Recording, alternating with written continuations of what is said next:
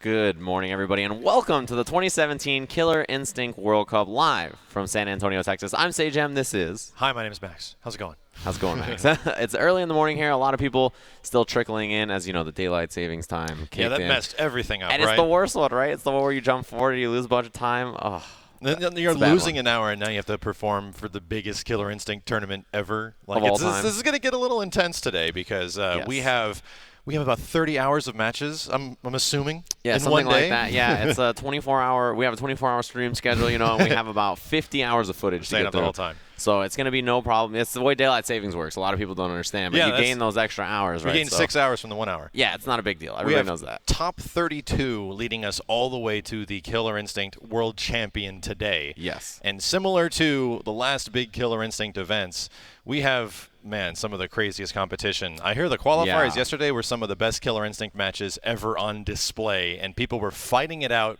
for last chance qualifiers. That's all I saw. My whole timeline yesterday was people talking about the last chance qualifiers all day, which happened yesterday, obviously, to fit the last 4 players into the Killer Instinct World Cup. So it's one of those things that even if you didn't make it throughout the year, you had that final opportunity to make it in, which is really good. And we do have the brackets available for you guys to check out.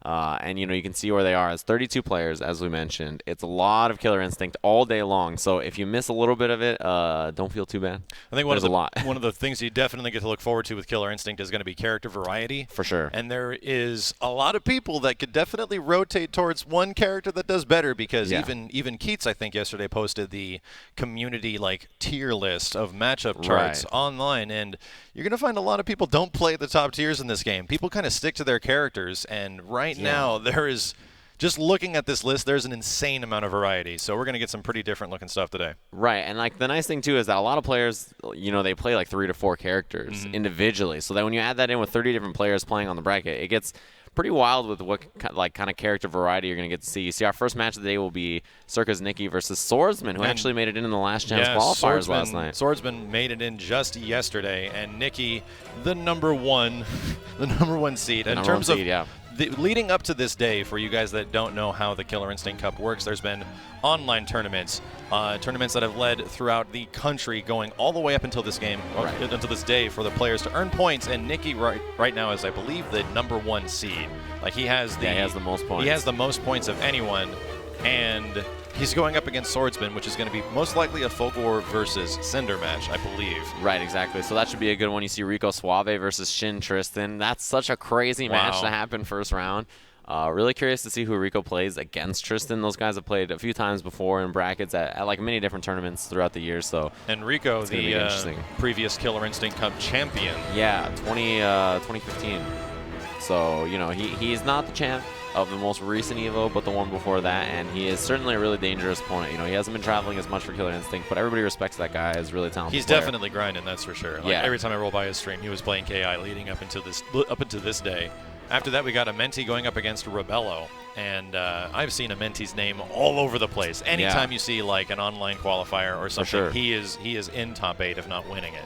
Yeah, and his defense is incredible. His ability to shadow counter is like ridiculous, and he has a couple of characters that he plays. He's really good. Rebello, known for that TJ forever ago. He was one of the originators of that kind of character, and he's one of the international players we have here. You can see there is a lot of American heads here, but a lot of players from out of the country as well. It's really an international competition. Moving on, we also got Storm and Thrash Heavy. Thrash Heavy, I think we got to meet last time at KI Cup as well. Yeah, that's right. He played, I believe he played TJ as well as Shadow Jago, but mostly known for his TJ, correct? Yeah, and Storm, you know, with the Hisako, really impressive player. So that's just on the top half of the bracket. On the bottom half, you can see Sleep, who is the 4th seed overall, versus Chidz, which should be a really good one. Chidz made it in yesterday on one of the last chance qualifiers. Apparently had some crazy Gargos mirror that I cannot stop hearing about, so I'm really looking forward to seeing that, And Sleep, of course, the EVO champion, who took EVO in the final game with Gargos, but used several characters, including Arbiter, all the way up into his championship run. Now, leading forward, we have a lot more matches, including a whole bunch of people that are actually coming from Japan, which is great. We got a huge part of the Japanese Killer Instinct community that has been showing stuff off. Before that, we got Calypso and Latalis Venator.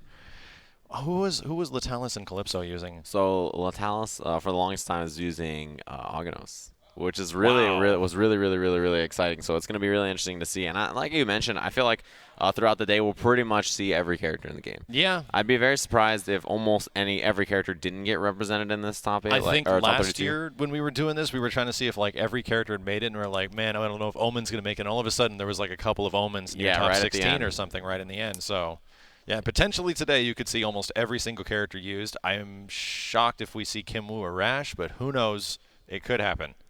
And then you have the match that you see it there at the bottom. UA Wheels versus Rhett. That is the international match. Wheels versus, Rhett from Japan. That should be a really good match actually as well.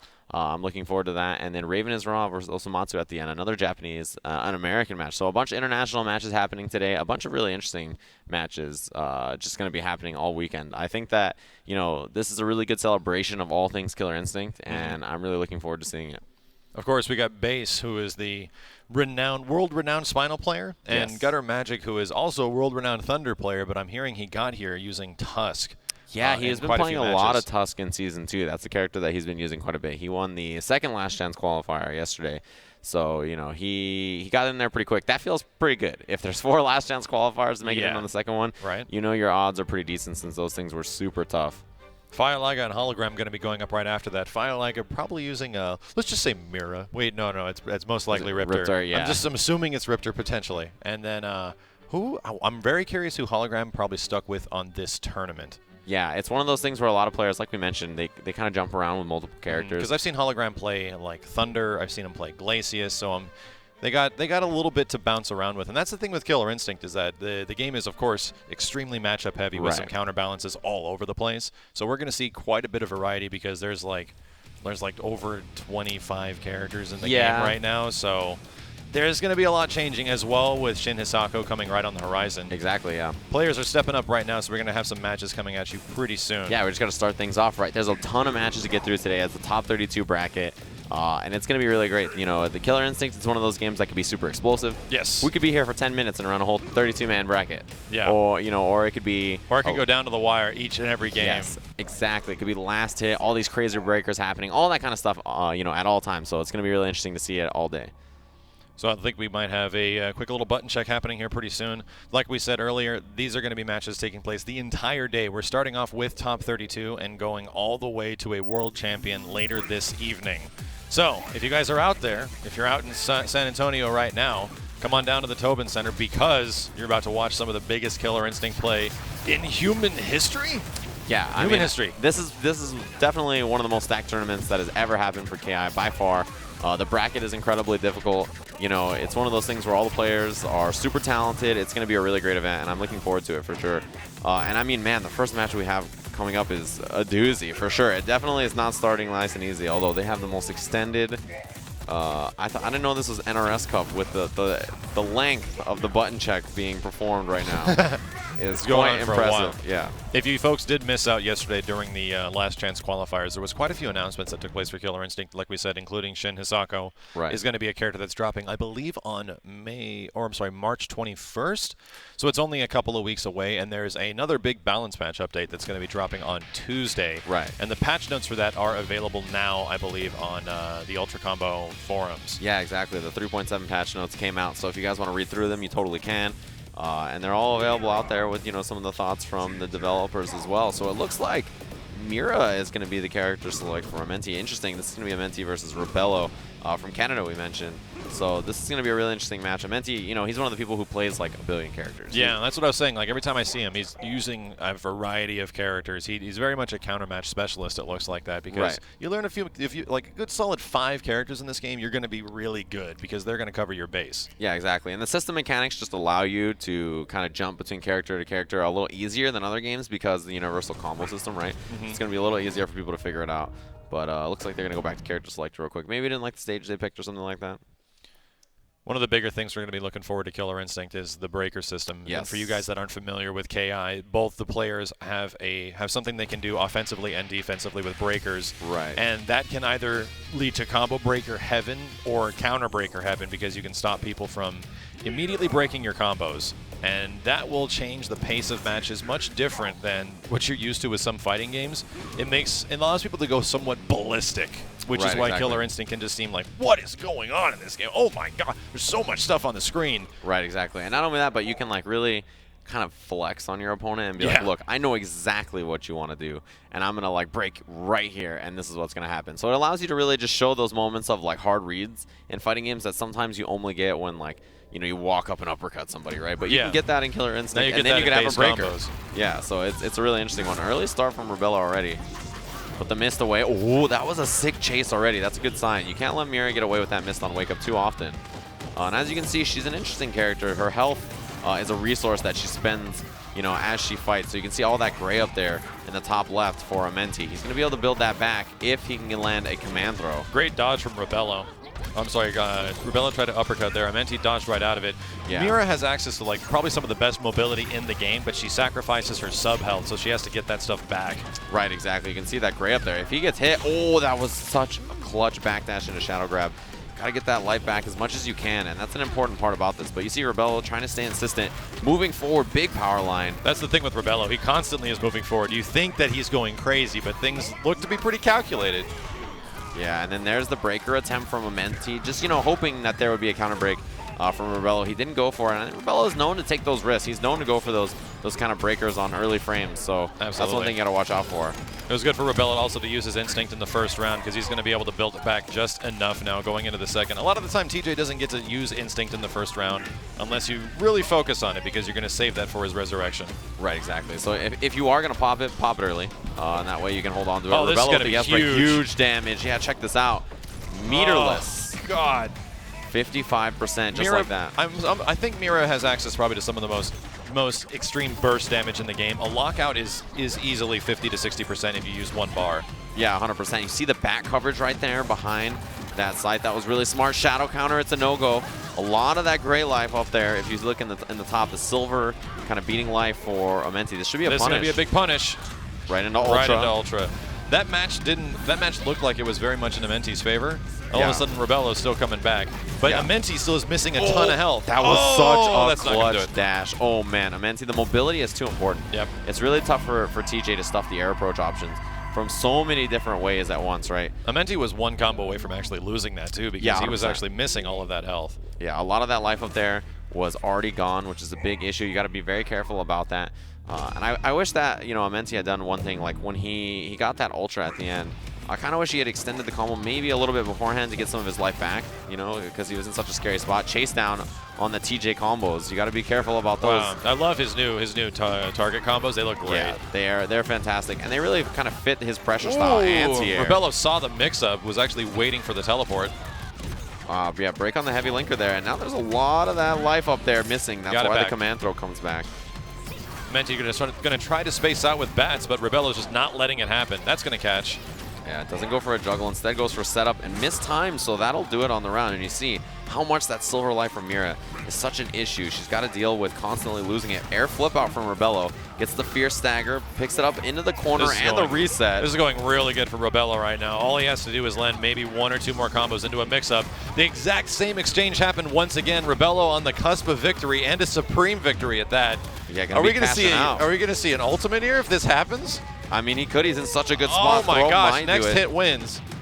Oh, he jumped out of the throw, and Amenti with the pickup afterwards.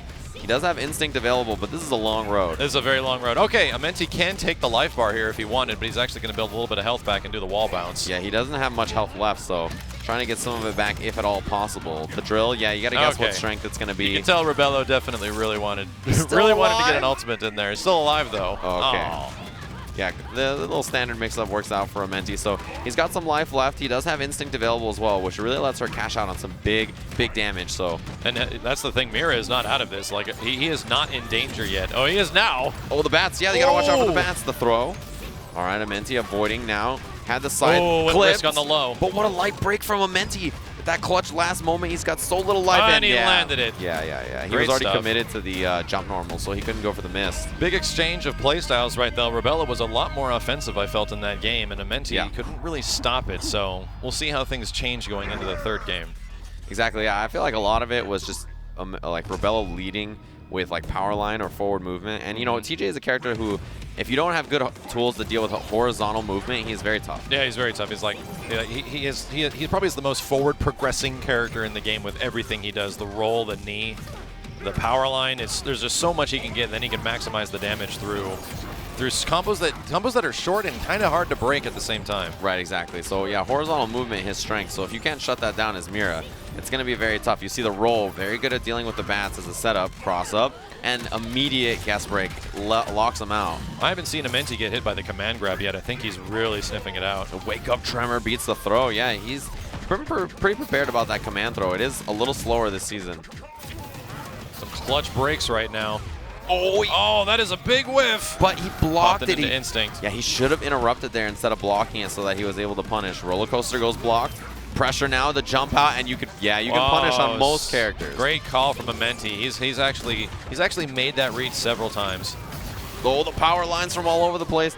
Yeah, he's going to be able to activate here. He can go for it again, and he still has instinct. Got to get that health back, and immediately off of the jump in goes for counter breaker, and Amenti's going to take round 1 and got most of his health back, so he's doing pretty good. Yeah, he's in a pretty decent position here. Does have instinct available as well to activate. We'll see if he chooses to use it on this first life bar. Chase down. Oh, steps on a face. Yeah, just the big jump roundhouse. Amenti went for the reversal command throw to try to catch Rebello. This is about as even as it can get right now. Commits to the low, but makes it safe by using meter. Yeah, that is shadow counterable since it's 2 hits. Oh my, this is going to do a lot. Into wall bounce, most likely? Oh, it was breakable, but Amenti missed it. Huge damage because of it. That is a huge miss. I mean, it was 62% before that throw, so you got to be careful about it. Now the bat's in. Amenti had advantage. Rebello's on the cusp of taking it. Oh, Amenti just got his health back. Recovers about 30%. Chase down on the backdash. The bat was coming in, so Amenti with a throw reset, and the bat's still there. This can go in either player's favor right now. Rebello is going to have instinct on the way down, so he does have a resurrection at hand. Oh, the jump out caught Rebello, and there's the throw. Wow. Yeah, it was a reset. Wonder from if he went for throw break or if he was going for light breaker. Yeah, right. That can happen sometimes. Rebello's still in pretty decent position, as even if he gets clipped right here, yeah, he does have instinct. Break. Okay, close to chip. Yeah, he can be chipped. Oh, the wake up command throw. Wow. He got away from it. Yeah, Amenti's out of there. This is just. They're going crazy right now. Oh, the command throw. Pops his instinct into command throw and got it. He was willing to sacrifice the resurrection to get the command throw, and that's like one of the first times it actually landed in that entire game, so good call from Rebello. And it was sped up because he was in instinct, right? Yeah. It was so fast.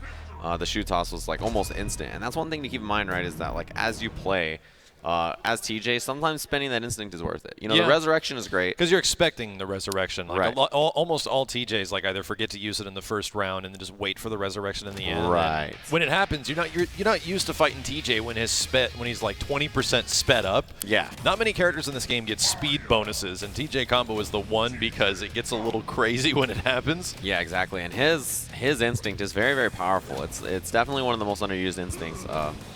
For sure, and it's good to see that, you know, he did decide to use it at the last second there. I think that was a good call, and it worked out for him. And now Amenti, you can see the character switch, went to Maya instead.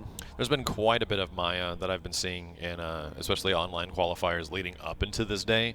She's kind of making a resurgence, I feel. And she's always been just an amazing character. She's always been very good. Yeah, her neutral is great because, you know, she has such great mobility as well as the daggers to kind of control the way that the match is being played at all times. And Amenti, his Maya is, you know, known to be very defensive, you know, just hang out, kind of play this slow style. And, you know, right here, you see the daggers in that corner. And Rebello probably totally okay with Amenti, like, going for it since he gave up all that positioning to grab the dagger in the corner. A lot of pressure from Rebello to keep the dagger out of her hands. As soon as she grabbed it, she got hit, so Rebello's going to land the first combo. Yeah, wall bounce goes to the mix-up. Go punish. And there's the reset at the end. So takes a little bit of damage on the combo as well as the throw and keeps the Oki pretty simple. Oh, wake up tremor, caught that forward heavy kick from Maya, and this is going to be big damage. Rebello's got to a great start here. Oh, breaks the medium. If Maya can land combos, she has a lot of juggle opportunities that can be very hard to break, visually at least. Yeah, exactly. I mean, if you have fantastic guesses, then that works out great for you, but it's something you got to watch out for sure. Overhead shadow counter. It was a good call. It was a good call. Too bad it led into the command grab, and shadow counters ain't going to catch command grabs. Yeah, exactly. Now Amenti's in trouble here. A lot of life lost in this second, or in this, you know, match point for Rebello, really. Oh, it happened again. Amenti really trying to fish out that counter, but it's just not working. Yeah, and his shadow counters are usually so excellent. Does not break any of that combo. Wow, so much damage into mix-up once again. And as we were saying earlier, he wasn't landing a lot of command grabs, which is usually one of the biggest things TJ can do. And he's just getting them left and right. Rebello was ready for this match. And the counter breaker at the end. God. Right into the ultimate. Oh, no, this is new. Oh, man, what a way to close that out. TJ, you punched her the whole game, and you just punched her. That's fine. You know what? Just go home, TJ. Just keep punching her. Yeah. Just keep punching. No matter what happens, just punch. So there are ultimates in Killer Instinct is actually one of the biggest updates to the game that has happened, and probably one of the most requested updates. Yeah. There are 5 characters in the game right now that do have ultimates, and there are 5 more that are going to be coming pretty soon that are Ultra Tech related.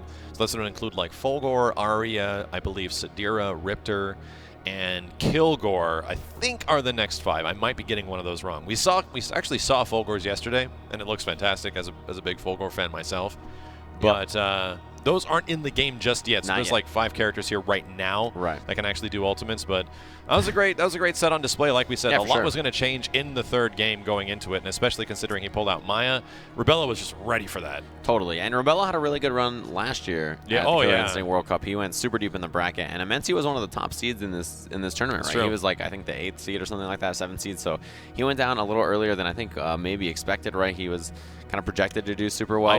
I do wish he stayed with Mira. You don't see Mira a whole bunch. You see her sometimes showing up in competitive events, but she's mostly a character that you need to be extremely refined. Like she's one of those characters you start off with, you're like, okay, man, I know she's going to be really good. There's a lot going on. It's like Conrad at the start. Like, I know this character's going to be ridiculous. It's going to take some time. For sure. And that's exactly what Conrad turned into. But right now, Mira has access to just the most ballistic burst damage in the game. Oh, for sure. And she's a really strong character, too. She just takes a lot of effort, and one mistake. Yeah, that's the problem. Is the one mistake. And Rebello was ready for it. I really wish Amenti did stick with Mira, but at the same time, it's all about character knowledge. It's about knowing the bad matchups for your character, and all of a sudden you turn a bad matchup into something that you're familiar with, and that turns into like a 5-5 just because you're so good at it.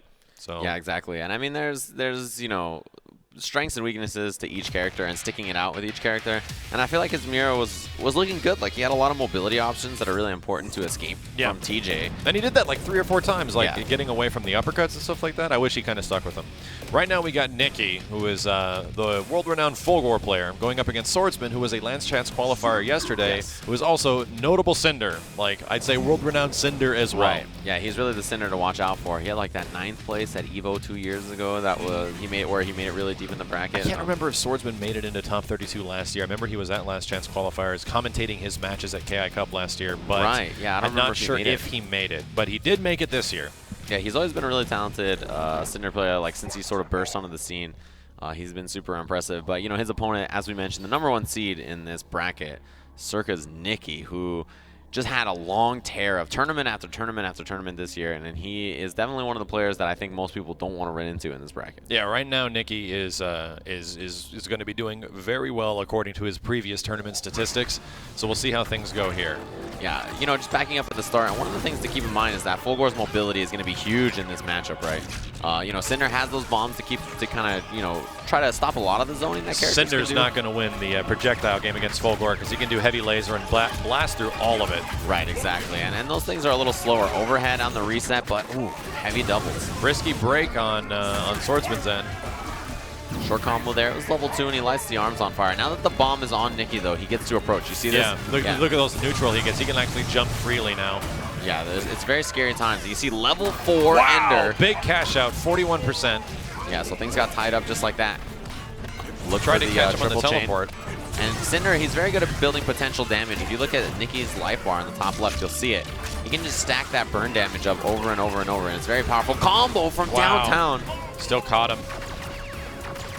Pressure. And Pressure's it with the lasers, and that's it. Yeah, Nikki with the risky uppercuts. That's a big part of Fulgore, is knowing when you're going to stop your pressure or when an uppercut's going to happen. And Fulgore's about taking risks and knowing when those risks are going to make sense. And Nikki is like the best at it. Yeah, and that right there was a perfect punish that he did with the uppercut a minute ago on the uppercut that Cinder went for, right? If you know how to punish the fire flush, it's really good. Good call on the shadow counter, but there was a second hit and it didn't catch. Yeah, a little early. And you see Nikki, he's got all those pips to spend, right? Now that he's in instinct, he can just really just pip cancel all day. Swordsman breaking the screen space to blow up Fulgore. A little bit of spacing. You know Swordsman really wants to get this little bit of life off, and right now this is free damage for Nikki because he was still in instinct and popping all of those pips. Yeah, there's the teleport cancel clipped out of the air on the Trailblazer, but no pickup, and there's the combo from Nikki. Oh, the caught him on the heavy counterbreaker. that time. Does not have bar to spend, so likely Cinder will be living here, but in danger. Solid 43%, and that's going to do it. Yeah. Nikki takes the first game with a Supreme victory. Swordsman is going to have to make a big adjustment here because as much as he wants to play a zoning and keep away game with the bombs, Fulgore can get in immediately because he has the teleport. Yeah, and Nikki is so oppressive about the way he plays. Like, he's so... Like, he knows exactly what he wants to do. Yeah. He knows, like, he's right. And a player who feels that way about their gameplay is so terrifying, Confidence in fighting games is one of the biggest things, and it's one of the hardest things to describe to players that aren't like, how do I get good? You just have to be confident about all your decisions, and it's going to be fine. And if every decision you make is right, like right there, he just goes right in. Caught him with a cyber dash, but now there's a break, medium, doubles from Fulgore. Punish. A lot of risk happening from Nikki right now. Going to go for the legs burnout. That's going to prevent him from doing cyber dashes, or it's at least going to punish him a little bit for doing cyber dashes because it is a kick move. Overhead is blocked. Oh no, he's stuck in the corner. Yeah, bad spot to be. Teleport mix up behind and right into the shadow. Just locks it out, or cashes it out. Will there be uppercut? Yes, there is, and Fulgore's uppercut going to lose the See what Swordsman has. Goes actually for the short combo. He's still sitting on half of his instinct. How's he going to use it? Yeah, well, those arms are burning for Nikki too, so that's something that Nikki's got to be cautious about. Oh, the teleport in. Really smart from Nikki. Actually used up all the instinct time, and that's a punish. That is actually a miss on Nikki's end, and all of a sudden Swordsman takes the first round because of a whiffed uppercut. Pretty sure that was going to be either another fireball, but very weird. Very rare miss. Yeah, miss pip cancel or something like that. Uppercut coming out. Not quite enough. And yeah, the bait. Genius. Great call. Now, Fulgore now just gets to build as much pips as possible. This is exactly what you don't want to allow this character to do, is a mid-match build. Exactly. You can see in the end. Tons and tons of pips on the bottom left for Fulgore. So that's a lot of meter that he can spend on things. Oh, yeah, the punish. The walk under. I like that. Nikki was about to make it safe with the air lasers, but Swordsman literally walked under it. Still getting hurt, though. Goes the medium kick. Oh, link. Yeah, that was a great linker. Man, I can never get over Nikki's ability just to cyber dash in. Yes. I don't know why I never think of doing that, but it's just something you have to commit to and have confidence. Yeah, he's so good about predicting the movement. That's the important thing. He throws projectiles, gets you moving, gets you scared of the teleport, and then suddenly brings out cyber dash. Goes for the arm burnout, has Fulgore in the corner. No juggle, though, and this is getting real close. Is he going to? Nope, that's going to hit. Wow, great stuff. I was waiting for the recapture as well, and I think Nikki was, and then he saw his life. He's like, I got to make a guess here. Yep. Was it the right one? We're tied 1-1. Swordsman with a lot of adjustments in that game, and Nikki with a couple of breaks that just didn't go through. Nikki also one of the most notable breakers in for KI. sure.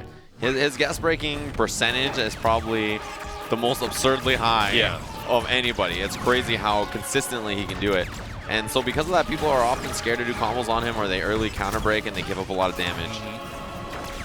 Oh, this zoning is very important so far. You can see already Nikki is a third of this life bar. Repeating a lot of what happened in that first game right now and trying to get as much health down as possible before Cinder eventually makes his way in with Instinct. Wow. Another big risk from Nikki.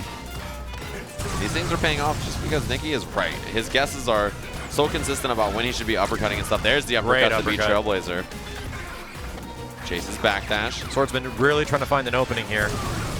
Gets it with low. the low inferno. Nice break. Yeah, immediate break. Confidence that he's not going to shadow. Like, yeah, he's not going to counter breaker it. This should be it for Fulgore and the first game. Yep, and then there it is at the end. It's a big roundhouse, and Nikki with a huge lead in this round. Gonna be able to get that projectile out. And you gotta be so scared of heavy, projectile plus the laser plus the light laser cancel at the end. Yep. We'll be able to shadow here, and the And immediate break again. No counter breaker from Swordsman, thinking he wasn't going to do it this time. Man, that bravery is so important, and you know that Swordsman is thinking, "Dang, I did it! This guy did it again." And that's when things get rough. Yeah, and then no way he would do it a third time, and then we all know how that goes. This is going to be a big combo here for Swordsman. If he can, he drops it. That potentially could have been the round if he built enough gray damage. Punish from Nikki. He's in a great opportunity. Heavy doubles do get broken, but he's got such a big lead. Although the snipe from Swordsman there just a second ago, and man, the breaker percentage is absurd. Teleport? No, he just goes for the zoning. He has all those pips to use. Will he do it again? Oh, he tried. He went for it again. He just man. missed the timing on that one, but he went for it again. Yeah, 100%.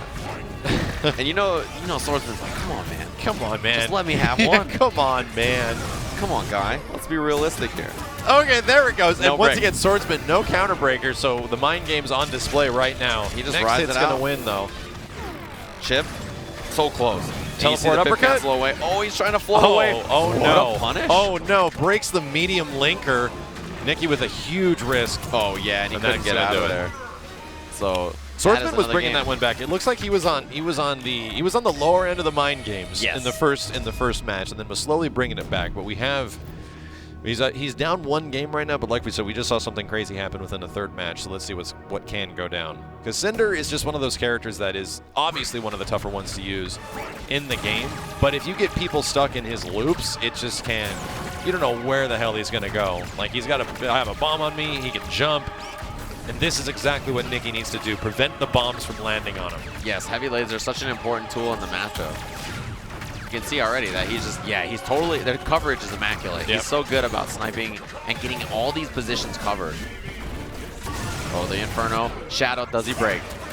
He faked it, Well, once again, I love it that Swordsman has not counter-broken it once. Yes. Like, he knows that Nikki is going to not commit.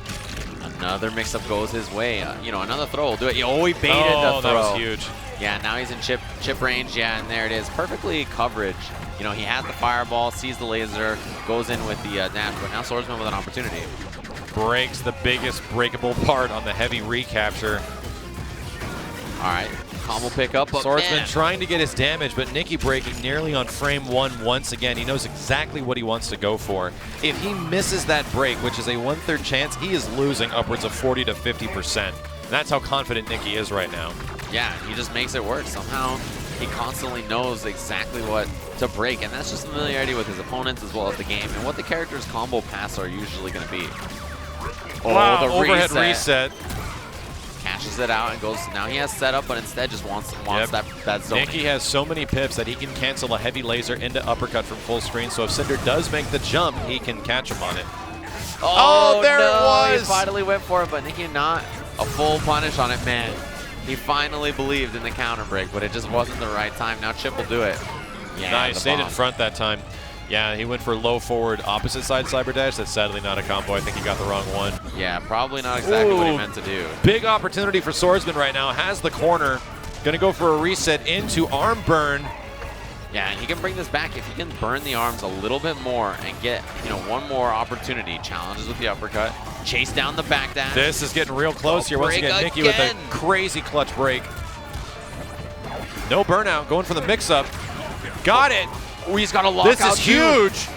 If he gets the recapture, breaker. Nikki breaks it. Oh my gosh, and that's going to do it. Nikki takes it right in the end. Oh man, and the best part is that Nikki landed that overhead right into the shadow dash and immediately was like, Yeah. you don't got those.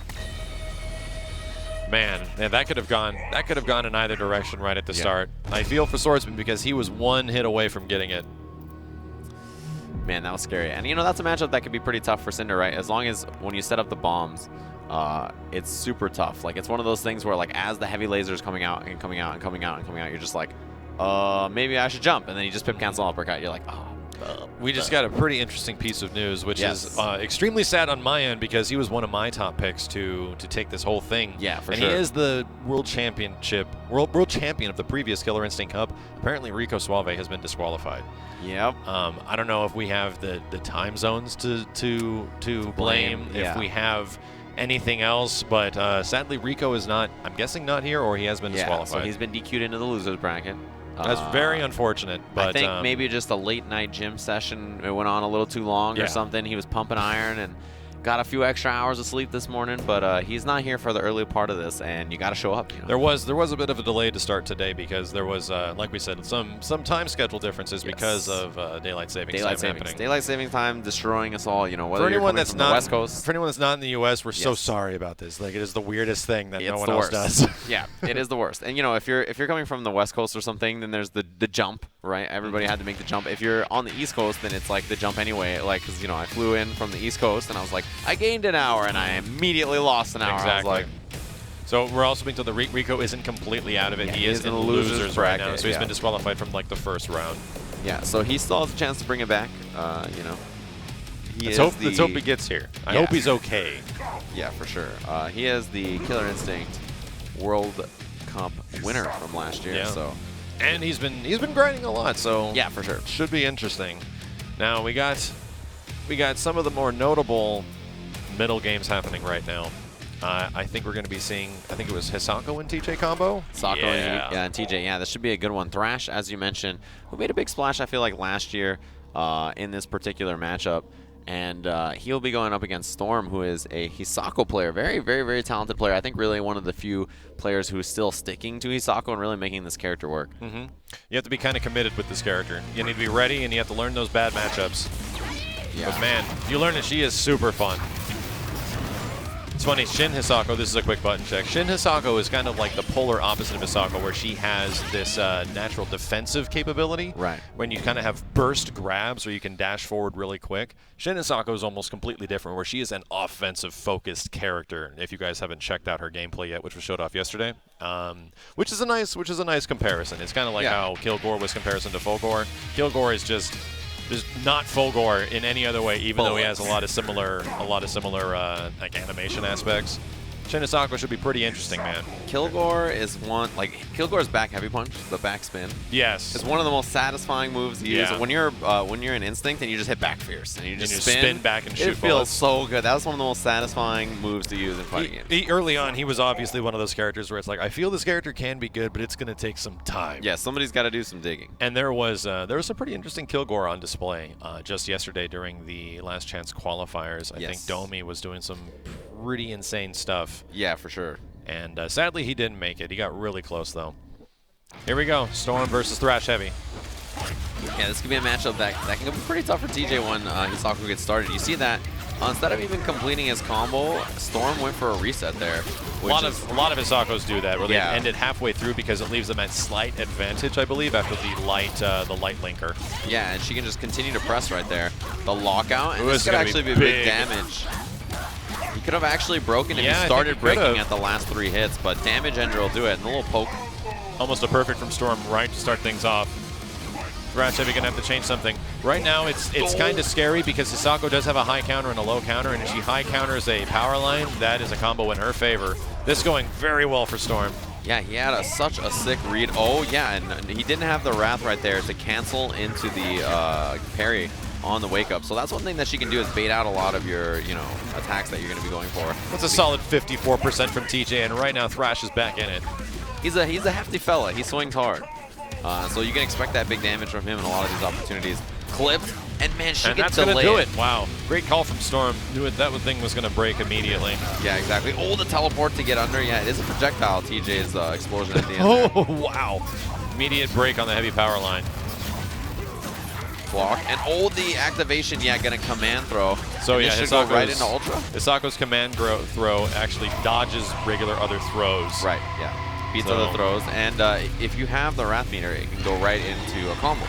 So if you have more than 50% Wrath, it goes directly into that combo. And you can do that right into Ultra, which is what you saw Storm just do. That's one of the crazy things about Shin Hisako, too. When that character comes out, she has no Wrath meter. So much different.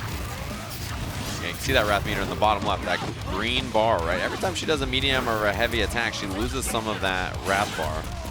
Okay, combo opportunity here. No bar, so it just goes to the wall splat. Yes, instant air on Rio's on. Another. Thrash got a couple of bad breaks at the beginning of the other game, and it's almost the same thing happening here. Storm starts things off with a good 40% in the corner, and oh my gosh, does it hurt. Yeah, and these on Riozons in the air, they're so tough because, you know, they can cross up, they can stay in the front. They're very advantaged, they're overhead, and they're so fast. Almost a direct repeat of the previous game. Storm is up by nearly a life bar, and Thrash Heavy trying to take it back, but a clutch heavy breaker from Storm. Ooh, and the heavy linker does get broken. The sweep, yes. Wow, I don't even know if I've seen that. Yeah, so heavy attacks do beat armor in this game, and that power line is an armored attack, so great reaction. Breaks the light. That was the last hit. Ooh, teleport, yeah, and got the hit. Delayed very linkers. Delayed, very delayed. Thrash Heavy breaking the medium, though. Trying to find his way in, just not getting it. Clutch light break. One of the best things that Hisako has going for her, right, is those delay linkers. As she's doing her combo, she can delay her doubles and linkers a pretty significant amount. So I've noticed that Shadow cancel, yes. Both players right now aren't doing short combos. Like, these guys are committing to getting like 40% every time. So you're seeing constant breakers on both ends because they're trying to really extend this. Ooh, got the whole hits of that. Yeah, that's a lot of damage to eat. Oh, he's in the middle of it? Oh, yeah, he thought probably that it was the knee or something else, so the parry didn't work out. We'll see where Thrash goes here. Doesn't get it. Storm going to lose his life bar. Yeah. Thrash still has a chance, though. Exactly. He also has a resurrection at the end, and he did the battery under there. Just get a little bit more bar. Shadow cancel? No. It looked like this time wasn't going to go for it, and now big damage. Oh, the break. But it was one of those things where you react to the counter break, the lockout with the counter breaker. Exactly. Oh, that Great was such catch. a sick counter, and you see him dash forward first before the combo. He's still stuck in stun right there. You can kind of take advantage of it. Yeah. Thrash has another opportunity right now because of the resurrection, and this could be exactly what he needs because that is a big lockout. Yeah, huge damage output on the end of this. Mix up, if it goes his way, it could be it. Oh my, I don't believe it. And he takes it early, and the resurrection comes back. 70% health deficit, and a couple of strings later, TJ combo takes it. Great stuff from Thrash. That's sort of how he lives his life, you know. I feel like in most cases, TJ combo's like, oh, I'm coming back. All right, let's see how this goes. Boom, 90% comeback. Time to commit. Yeah, TJ players wake up in the morning and they just get out of bed and they're like, hey, what should I have for breakfast? Power line. And then you just like punch them right in the face. What should I have for breakfast? Robot arms. Arms. What should I have for dinner? No robot arms. Yep, and you just crack them. That's what you do. He just punches them right in the face, and that's what he does. Curious if Storm's going to be switching characters. No, it looks like he's just changing costumes. Yeah, I mean, sticking with Hisako. I wouldn't expect him to switch, but man, that was a tough loss. And like what was such a convincing match. He had like 180% lead. The same thing was happening in like the first round. Like straight up, Storm was winning by an entire health bar at the beginning, and that was a exact duplicate of what just happened in the previous game. It kind of irks me when players like switch characters when one thing doesn't go their way because it was just one or two bad decisions. Just try to be okay with that the second time. I'm totally with you. I feel like Storm should look at that game and be like, I won both of those games. And in your head, like you think about it, like I won both of those games. Yeah. I just made a few mistakes. Like his game plan and strategy is great. Yeah. It's just, you know, he made a few mistakes at the end, and TJ made a comeback. If Thrash can get a little bit of that life lead at the start, then things can be dramatically different because you got to start making Storm be a little bit desperate. Right, exactly. But look at this strategy right here. Everything that Storm is doing is completely great. Like I feel like there's no reason for him to switch it up, and hopefully that's what he thought to himself at the character select screen. Late cancel and caught him. Late cancel into command grab. Good stuff. Made it safe. Yeah, that's a really effective strategy that Hisako players go for after the delayed Rekka's counter hit, and when that error Onryo's on counter hits. The exact same thing has happened 3 times in a row now, but can Thrash bring it back completely once again? Oh, the grab, and her pressure on offense against TJ is so powerful. Oh, this time a shadow, teleport cancel, recapture, the pickup. Where is she going? All over the place, and it's huge damage now. Storm in such a good position.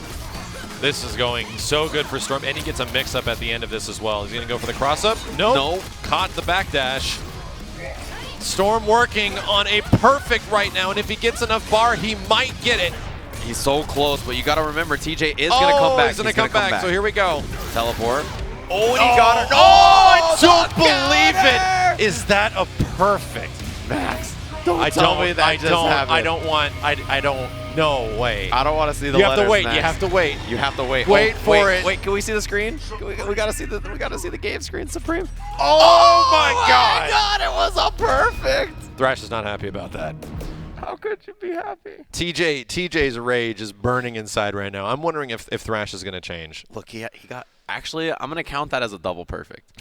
Wait, well, let me explain. Because he technically killed TJ, and then he came back, and then he died again. He got perfected twice.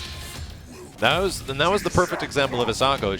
She made several clutch reads throughout the second health bar that led to that perfect, and her she was able to capitalize. Is spectacular against TJ combo. As you can see, like he tries the backdash, air on Ryozan catches. You know, the command throw, the suction command throw will catch. Like there's all these different things that she has. Her offense and pressure is so powerful, and TJ's defense is very weak. So very easy for Hisako to overwhelm this character, and Storm's reads and like pressure is so airtight. I'm so glad. Tough to deal with. I'm glad that we don't see a character change here, because there was a couple of bad decisions in there, but they can absolutely be changed, and the momentum can change here. All right, so Thrash already off to a better start. Things are looking up compared to where we've been. But you know, the knockdown, hard knockdown pressure here. Yeah, and the command throw. You know that like you just condition him to block with the air on Ryozans, and then you bring out this stuff, and it's like. It's just so difficult. Damage ender. Storm once again has a huge start at the beginning of this round. Is he going to be able to hold on to it? Wow, good sweep. We're seeing that sweep reaction to heavy power line, and the heavies are going to break through the armor, but I'm just not used to seeing it. Yeah, it's very smart. It's definitely good recognition. Tick into the command throw, and that's the round. Smart so it's still stuff. pretty convincing. Here we go. TJ has an opportunity here. Oh, that was so sick. He whipped the air on Ryozan. Immediate counter. That was so good from Storm. Storm, where's the mix-up going to go? Are we going to predict call the backdash or go for overhead? Nope. Just goes regular command throw. He has no strategy. I mean, he can't wake up. You know, there's going to be cancels right into the counter. So it's not like there's an easy way out of this for TJ combo. If this mix-up goes right, he'll get the life bar, but no. The break. Oh, the wall escape. Clutch wall escape. Yes, and punish with the command throw. I like what Storm is doing here. He's going for command grabs for the most part, just to try to prevent as much damage as possible. Big shadow counter. Yeah, into counter. Had the wrath to do it. Yeah, because she was an instinct. So shadow, got him. And that should be the resurrection here.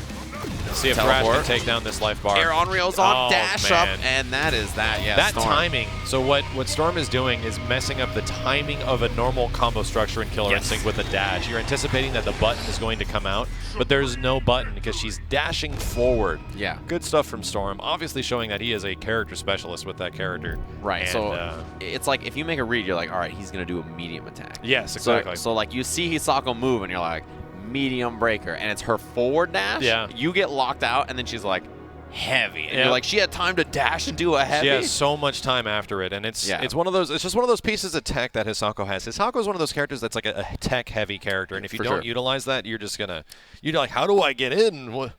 Yeah, you need the optimization. That is such a key part about that character. And we're going to take a look back at some of the stuff we saw in that set just a second ago. And Storm, man, this is that crazy moment where Thrash had that comeback with TJ Instinct. It was that one whiff counter and then the huge damage output from TJ. You know, when he's in this final like a state, when he's in that instinct, he has that speed boost. He's such a dangerous character to deal with.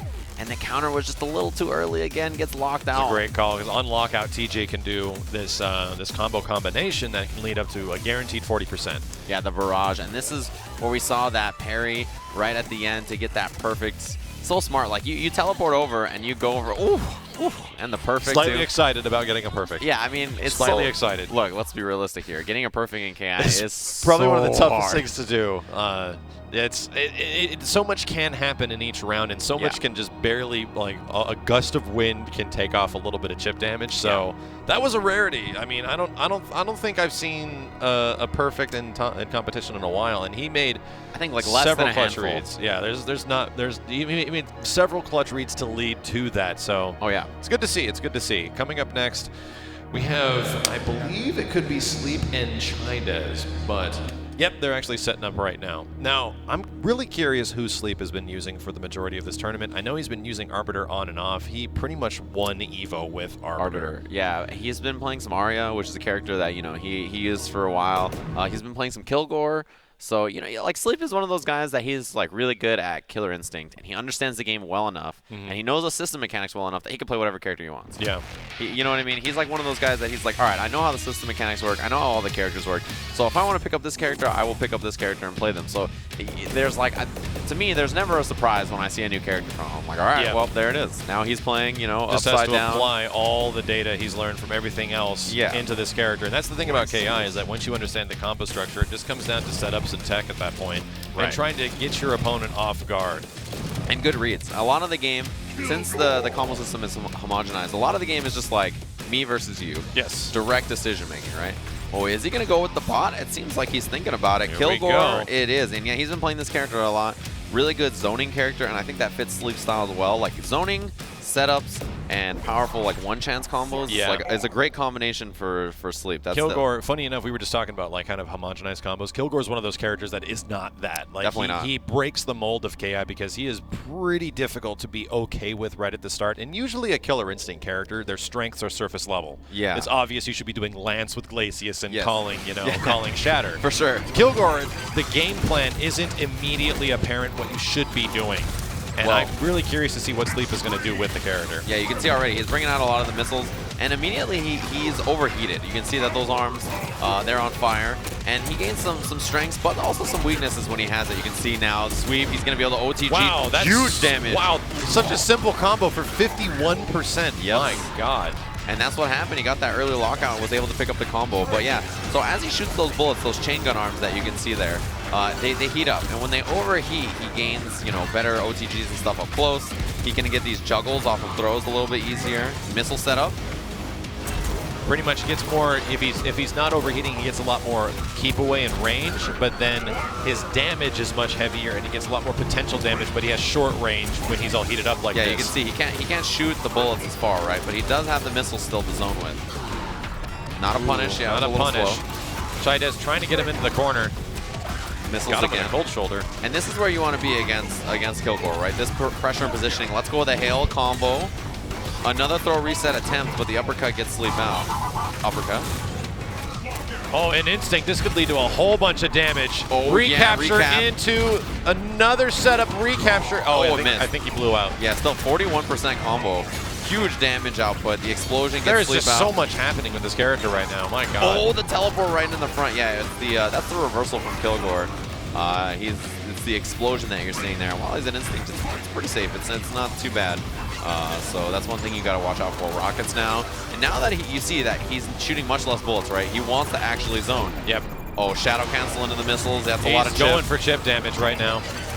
Just wants to get him down just a little bit.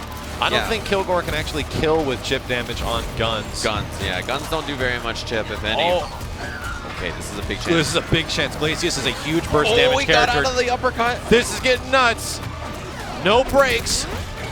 Okay, next hit now. wins. He does have Instinct available, though, so Chidz has got to be very careful. Instinct uppercut. It's going to be uppercutted. Yeah, the trade. Jeez, that was I getting would close. say from Sleep, that was an extremely clutch pop of Instinct. That was the perfect opportunity to do it. Yeah, Sleep was 100% prepared. You saw, like, he was waiting it out. He said, okay, I'll let you get this damage on this combo. I still have Instinct for the activation. I'll keep it cool. You know? I feel that Chidz was kind of getting used to the insane pacing of everything because Kilgore does kind of interrupt the pacing of Killer Instinct quite a bit, and he was sort of adapting, so I'm curious to see what's he going to do here. Setup, yeah, you see the missiles. The missiles coming in behind, make this setup pretty safe. Heavy doubles, ends the combo, takes his damage, and sets out more missiles for setup. Jump guns. Hail still lingering in the background. There it goes. It's on its way, yeah. It's finally gone now. Overheated is Sleep, so he's gonna go to those missiles for zoning instead. And that ball is much safer when he's in. When he's it's a big punish. Damage is gonna be pretty low. Oh, but he wanted to set up the breaker from Sleep. I like the super delayed in puddle into punch. Yeah, just it's like, okay, he's done. Oh, he's not done. Yeah, he's definitely coming in. Heavy linker is broken. The immediate landfall man, the breaks. Sleep is just breaking absolutely everything right now. Oh, caught Glacius out of the air and pick up. Wow, that was so sick. What a ridiculous conversion that was. Chidz was like, yeah, that's nice. Yeah, break out of there. Shadow missiles for some chip, and yeah, got the clip at the end. Like 26 hit combo. It's just guns and missiles. But yeah, so while 26 overheated, hits for 4%. Yeah, 4%. That's the Kilgore's life right there. But you see, while overheated, he could shoot those bullets from full screen, right? And he has that, while in instinct and overheated, he can shoot those bullets from full screen still, which is very powerful because they add potential damage on block. Chidz with a huge commitment on the heavy puddle punch there. Whacks Kilgore for like 15%, gets the round down. Let's see if he can do anything about it. Yeah, basically that big heavy puddle punch is, it's like it's like, what's good? Yeah. Hey, what's good, man? Do you believe me? Oh, sick throw bait. It's the combo though. Another big commitment on the puddle punch. Chidz misses it, but gets the breaker. Uppercut, and he's got armor. Wow, he has armor. Yeah, this is going in either player's favor. This is kind of a slugfest right now. Yeah, see, keeps it safe with the missiles, but he had the armor to go right through. Oh, counter break attempt is no good. Those almost look like a heavy manual counter break. Yeah, that's what it was, I believe. Throw plus missiles. He can set out missiles again. Oh, and he just says, I'm going to move right past these missiles. Shoulders through. Instinct activation. And now lots of zoning potential for Sleep. But Chidz is making his way in. Shadow cancel and no interrupt from Sleep. Bullets. Exhaust cancel. Wow. Ultra. Great call. Use the exhaust cancel to get in. He can essentially cool himself down at any point by using meter. Yes. And that also gives you an opportunity to kind of reset the situation and be like, okay, well, should I go in or should I establish more space? And a lot of people use it with Kilgore to kind of convert damage from full screen. Yeah, pick up those combos, right? So if you land bullets or something, you can exhaust cancel and then go in with the dash afterwards, which is a really smart way to kind of convert those situations where you usually wouldn't get damage into something nice. Yep. Sleep up 2 games right now. Chidz still going to have to make some pretty big reads here, and Sleep is just showing a lot of familiarity with this character and matchup. Yeah, he plays a lot of Glacius himself, so you can tell that he really understands, right, how this character works and functions and his ranges. And you see he overheats himself, immediately goes in, right? That's the strategy. Because it makes that move safe at that point. Yeah, you can just kind of roll his way right in there with the ball and be safe on block, so it's a good strat. Now missiles are still great. Picks that up, but yeah, that was opener ender. That was a crazy break. Yeah, anytime you see a combo ender in this game, you should just hit heavy punch. Yeah, and heavy just why kick. not? Yeah, they can't counter break it anymore. Yeah, because the combo is ending. So, and man, these missile zoning has been so effective from Sleep. And you see him, he pushed forward there, but now he's got space. Missile cancels. Finally, an instinct activation. Oh, other side to beat the uppercut. Still no break from Sleep. Not touching anything. Oh yeah, that was a great escape. What a great call that Kilgore can do. He can just neutral jump out of the unblockable and also shoot the hail out of the air. Really good call. Yeah, one of the few characters with that option. We see the light OTG, we do. The recap, and ends the combo. Big damage on that, 36%. Doesn't seem like a lot, but for Kilgore it actually is. It's quite a bit, yeah. His one chance damage is very high. So he's definitely a character you have to be careful of in that instance. Oh, wow. Yeah, the exhaust looks like Chidz is almost just walking into missiles and bullets right now. Sleep doing a really good job of just making it seem like, when does Kilgore stop? Exactly, yeah. His offense has been so amazing, and even the zoning has been clutch. The missiles. And just looking for chip now. This is such a bad spot. Okay, puddle in. Sleep can make a guess here, and he absolutely does. Oh, it went the wrong way. Glacius punched the wrong direction. Very convincing set from Sleep, using a character that is pretty new to Killer Instinct that not a lot of people have a lot of familiarity with. Yeah, and he's definitely a good character.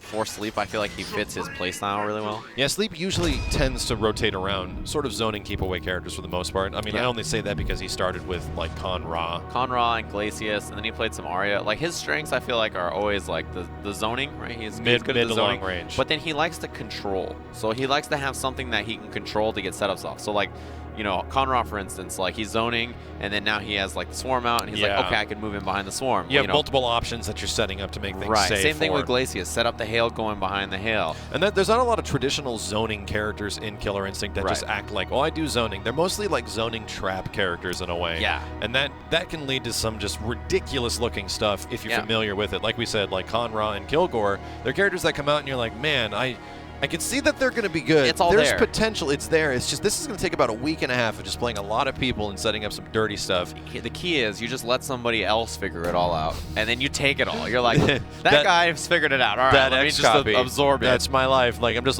looking. Can someone just put a combo up for this guy that does like 50%? You open the Twitch TVs or the YouTubes, and you're just like, that seems good. That's why it's good to follow a couple KI players, because you're going to be like, oh, there's a new character. Okay, let me see how I should be playing this. Exactly. Yeah, one of the best places to see that is like Base's YouTube channel, because he uploads a ridiculous amount of sets between top Killer Instinct footage. Like if you're basically looking for top KI footage, you should look up Ultra Arcade Base on YouTube, and he uploads like tons of super high level sets like every single day for Killer Instinct. So like when Kilgore came out, I was like, I'm gonna wait 3 days. Yeah. And then I'm gonna go to Base's YouTube and I'm gonna see what this character does. It was obviously not a day one kind of character where things are just ridiculous on day one.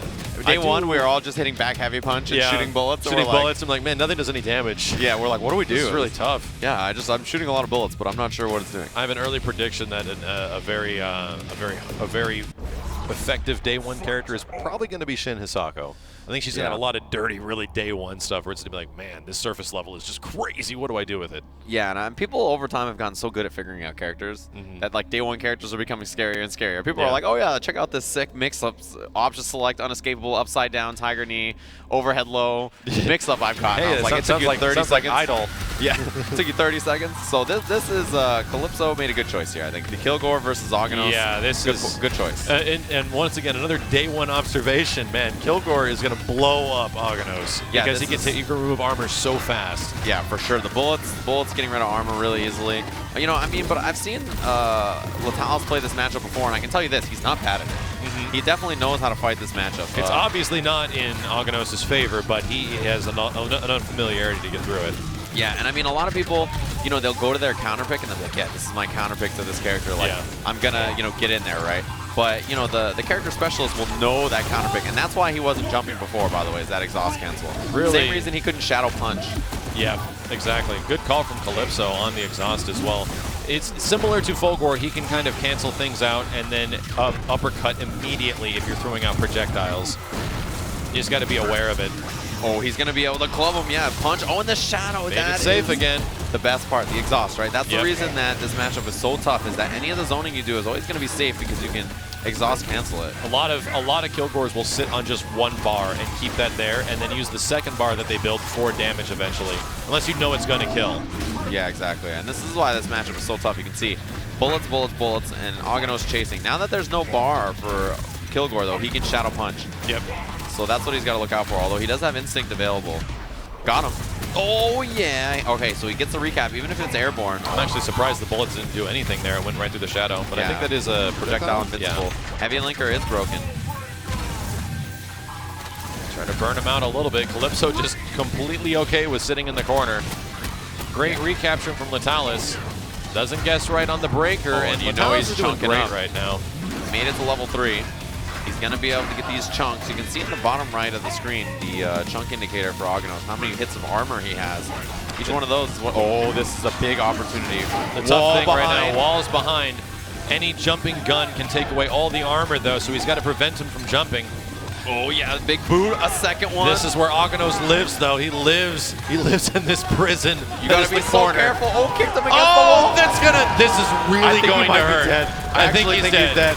Actually, he didn't go for it. He didn't get the punch. I thought he was going to punch him through the wall. Okay, there's so much white life on the table right now. He might. This is getting very close. Oh God, he finally threw him. The wall might go down here. No, he broke it. He broke it. Oh God, he jumped. Oh, great use of armor. The wall. He's going to be able to ultra. Jeez, the wall.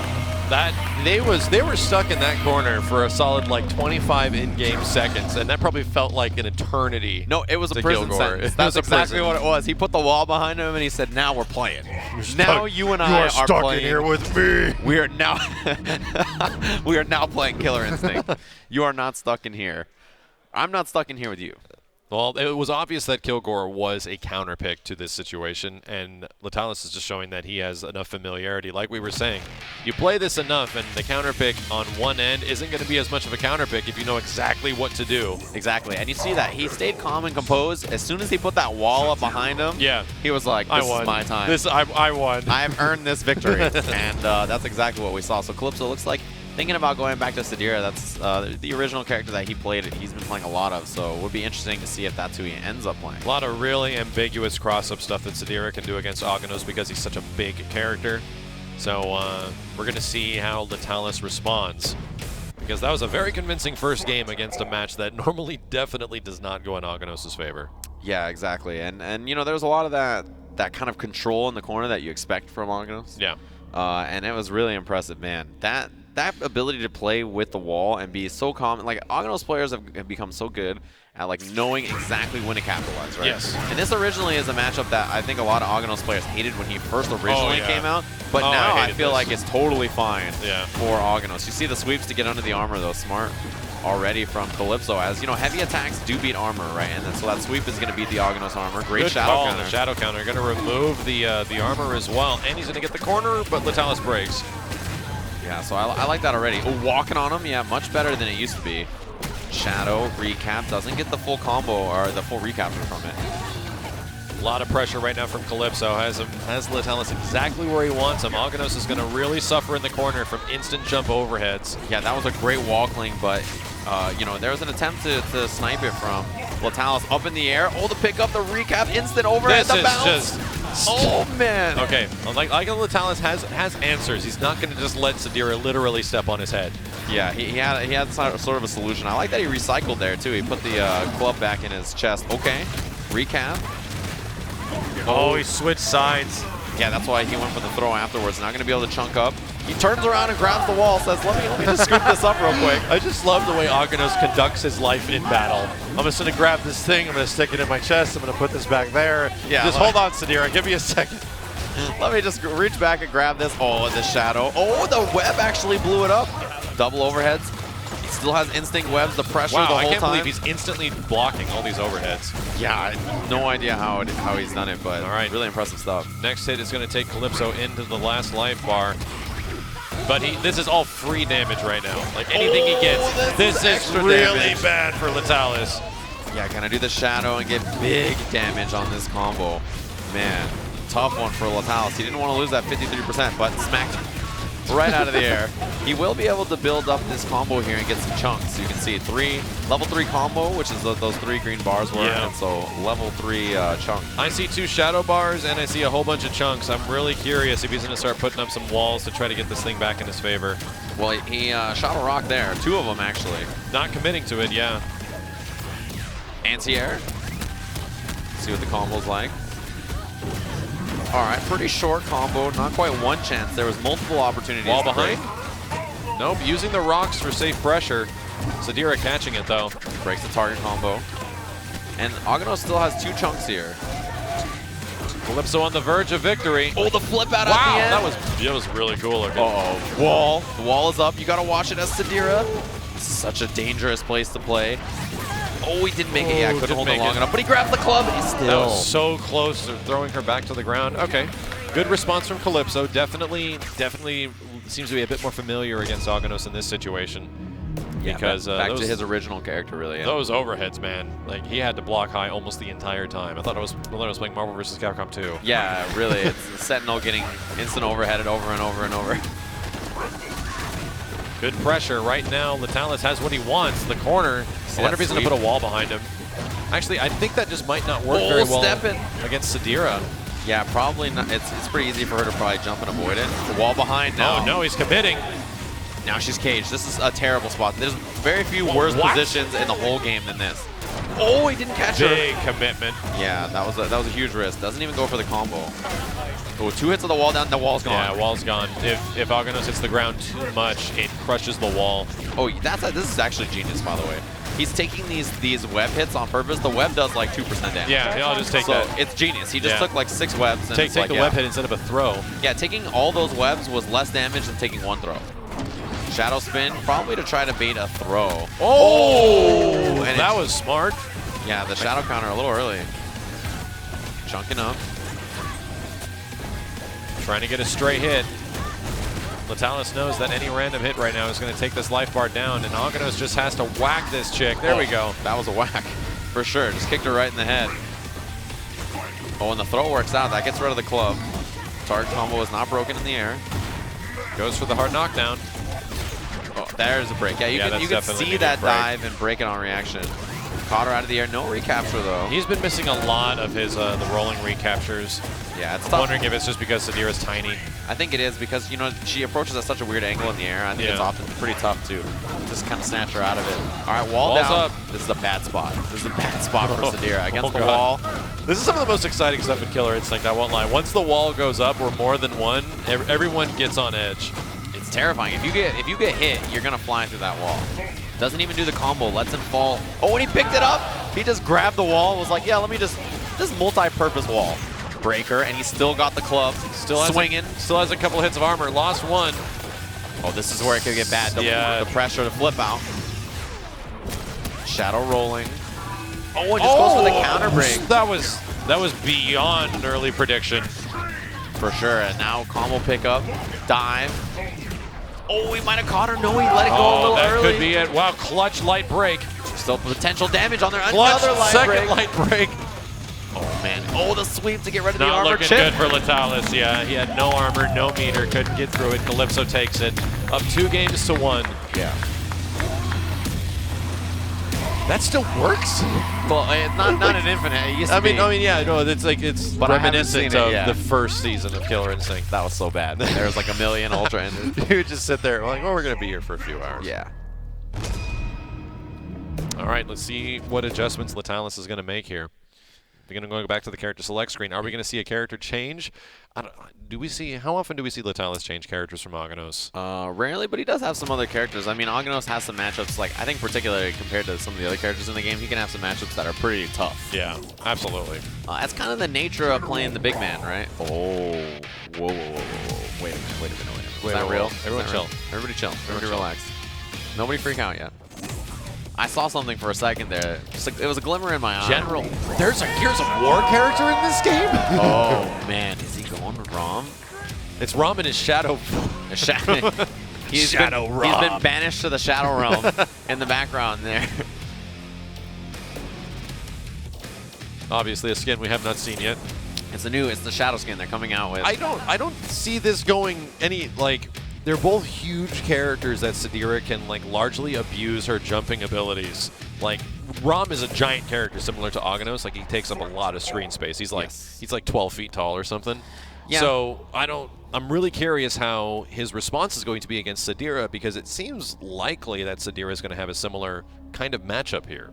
But we'll see. If General Rom can prevent her from jumping in, then that's all he really needs to do. He has some bigger buttons, and his anti-airs are actually really good. Yeah, that move is an excellent anti-air. Stomps, and he has that command throw pressure. Well, this is true. If he begins his pressure and keeps it up, then Sadira literally has to just accept it, because she doesn't have any invincible wake-ups except the get out. Yeah, that medium curl is such an excellent anti-air. The stab, and there is a check afterwards. If you can time your check perfectly, you can prevent him from command throwing you.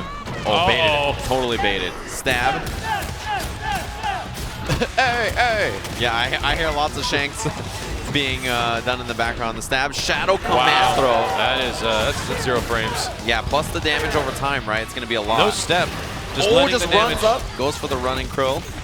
Good break on the medium. Yeah, and you can see how important the anti-air tool set is against Sadira. So his anti-air isn't actually hitting Sadira, it's just hitting the web on the way in, making Sadira, making that approach not work the way it normally does. So that's pretty good. Let's see what Latalis can do to take off this other life bar, because he's got a little bit of a life lead now, and that's something he didn't have with Aganos. Oh, heavy linker is broken, and you see, this is the, oh yeah, he used the instinct activation to see. Shadow counter. Oh my god. Okay, everyone chill. Look. Everyone. Oh my god. This is bad. This is huge damage. For those watching at home, yeah, you don't want to get locked out against General Rom when he has Instinct up. You're going to die. He constantly builds potential damage. Yeah. So, your life bar is draining, and if he hits you, it's so much. So as you're comboing, it is doing more and more damage. Oh, we caught her, though. This That should do it. Yep. That is that. So obviously Latalis knows something about this matchup. A bit more familiar in this situation because that was a supreme victory with a character that you don't see a lot in this game. For sure. I mean, we mentioned that it's not unlikely that we see every single character in the game today, but I didn't expect to see Rom so early. Right. I think the only one we might miss is Rash, but I wouldn't be surprised. Rash is really good, too. I mean, he's really good. Yeah, there's so many awesome characters in this game that people will be using today. Like, I mean, we've seen probably, what, like 6 or 7 already, I feel like? Yeah, I think we've seen almost a different character. I think the character we've seen only on repeat has been TJ Combo. Yeah, it's interesting. I feel like there's been new characters every single set, so yeah, good work. But that combo was huge. That instinct opening. Yeah, that's the game. Usually, like if you get locked out against General Rom in instinct, that's the game. Like you're just so scared after that of anything he can possibly do. Calypso is sticking with his character though, just taking a little bit of time at the character select menu, and let's see if Latalis can do this once again, or if Calypso can try to break General Rom a bit, because that was scary. That was scary. That was terrifying. Yeah, I don't know if he had a particular strategy of approach for Rom, but Latalis definitely had one for Sadira. He was like, yeah, I know exactly what I want to do. Look at him just hulking down on the screen. Air to air. General Rom probably is one of the most generous cross-ups in the entire game. It's massive. It's huge.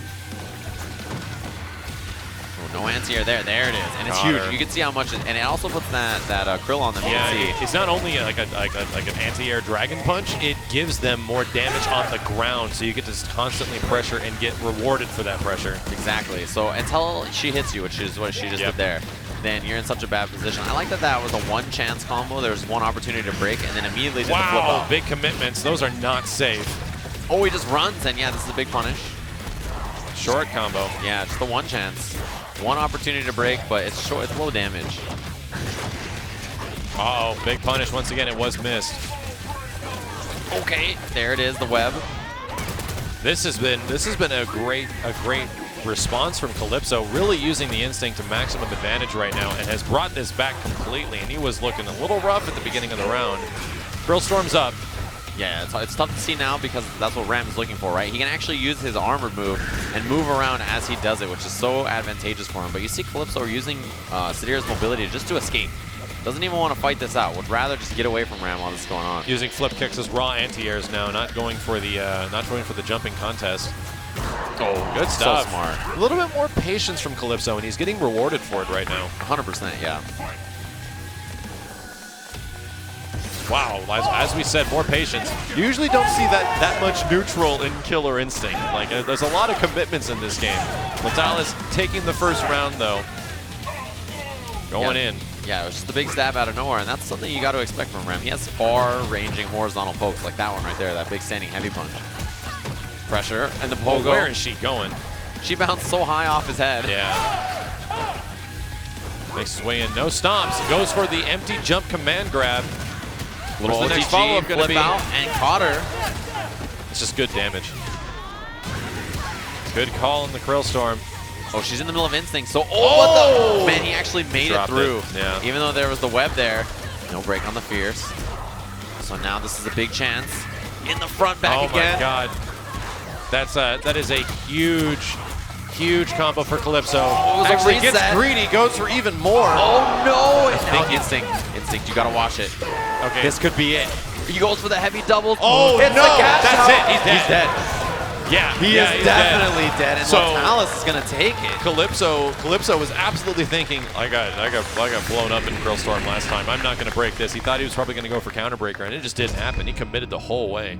Good stuff from Latalis with a response in a matchup that he wasn't doing too great with Aganos and does really good with General Rom. Yeah, I think that was a super important switch. Yeah. You can tell that he definitely had a better strategy to approach the matchup with Rom. That was super sick. It seems like cool answers. That's the thing, is that the direct answer of just like repelling all the projectiles in the air to stop her. Yeah. So we're going to take a quick break, guys. Don't worry, because we have so much more Killer Instinct throughout the entire day. We'll be right back.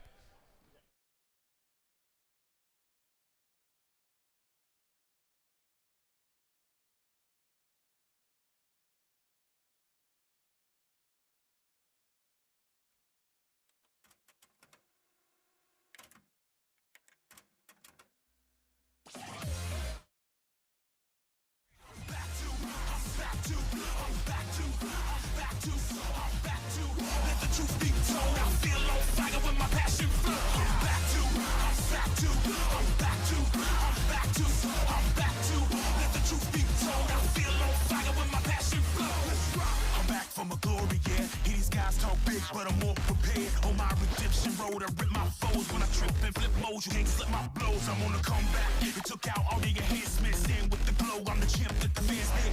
Hard, rugged, star-studded and mighty, and leaving you all bloody and making your face ugly. Jab, hook, uppercut. Feel my blow when it impacts up your gut. You wanna try to beat the champ, you ain't tough enough. I stick and move through your best, and I counter punch. Man, I fake precision, aim hitting for your brain. Cause I train with the wisdom, gain vision through the pain. I will bang through the system, stay vicious in the game. And I'm back forever, you can't stop my reign. I'm back to, I'm back to, I'm back to, I'm back to, I'm back to. Let the truth be told, I feel on fire when my passion flow. I'm back to, I'm back to, I'm back to, I'm back to, I'm back to. Let the truth be told, I feel on fire when my passion flow. Put 'em up, show me what you got. I wanna see how you rock, if you great or not. Wanna take my spot, better train the box. I put the game on lock and my ring won't stop. I'm back to, I'm back to, I'm back to, I'm back to, I'm back to.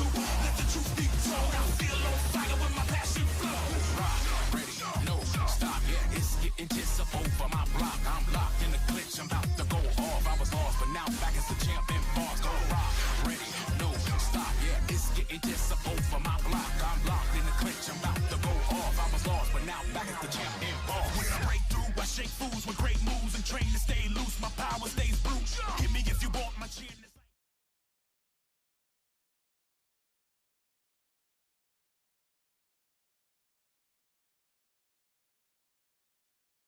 Kenneth Armis, everybody knows me as UABass or UABass, and I am a sponsored player for Ultra Arcade. I compete because I always enjoyed fighting games. Ever since I was a little kid, my brothers and my cousins taught me how to play, and I was always the fighting game player in the clique back home, but competitive play showed me there's other people out there that like it just as much as I do. What I like about Killer Instinct is the diversity of the roster and how different everyone is. Eventually you'll go to any other fighting game and you'll either have a clone, the top tiers are ruling the world, and Killer Instinct you can literally pick anybody and be good with them. It drew me away from Street Fighter, something that I fell in love with since I was a kid. Despite whoever I come across, whether it's a matchup or a character, I treat everybody the same and I just want to play my game.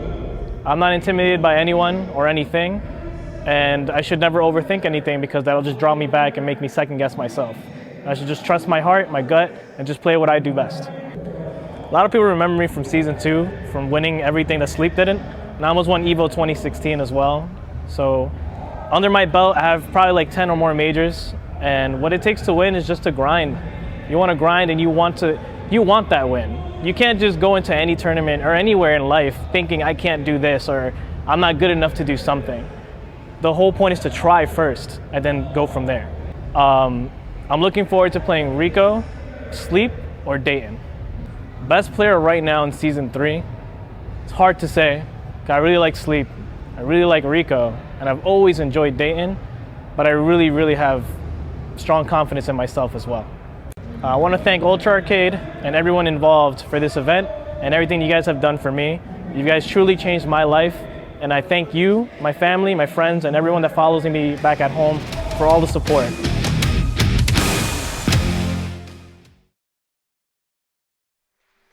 I think a lot of us can relate exactly to what Bass said. You start off with a couple of friends, and you're the one guy that plays fighting games amongst your friends, and eventually it grows into something incredible that it is today with the fighting game community. Especially with Killer Instinct, we got a lot of dudes that played the game way back in the day, and it's grown and thrived into this big community now, which is now this giant esports competitive game, which is just nuts. It's nuts to think that that game is Killer Instinct. Yeah, and I mean, it's an international competition now, you know, which I think is the coolest part. And we have an international match coming up all the way from Japan. You know, Bass's opponent you see on the right side of your screen there, Rhett, who is a super talented player. It's going to be really awesome to see kind of the clash, you know, of different scenes that we're going to see here. Because, you know, Japan does have a Killer Instinct scene. And it does make sense that Japan would come out here because the prize pool for this tournament is $30,000. It's a lot of smackaroos. It is a lot of money, man. Yeah, it's a lot of...